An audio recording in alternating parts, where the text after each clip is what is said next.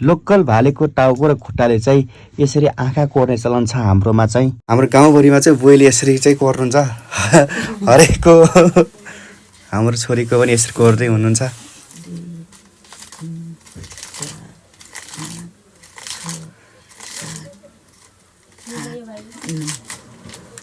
दुईटा आँखा कोर्छन् बुवाई दाहिने डाउरे।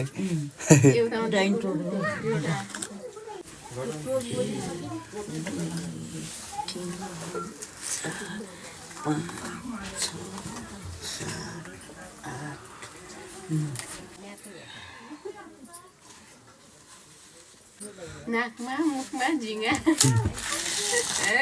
झिगा आउँछन् अब के गर्ने त होइन दुधको गन्डाला आयो होला नि के। बुवा यो आँखा कोरेस के हुन्छ बुवा यो के भन्नु अब यी गराउँछन् भन्ने हो र पहिले चल्याएको चल्याएको हाम्रो सासूले यी गराइदिन्थ्यो मैले यी गराउनु सिकाउनु त म त सिक्नु अनि कसले हामी मरि कसले गर्ने होला भन्न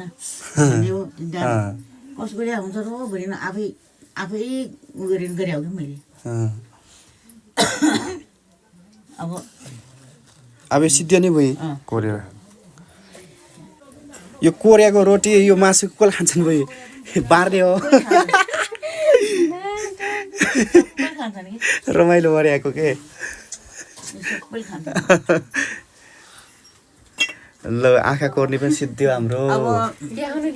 उता नानीले चाहिँ सुनपानीले छर्किँदै छेउस चोखिएको अवस्था छ।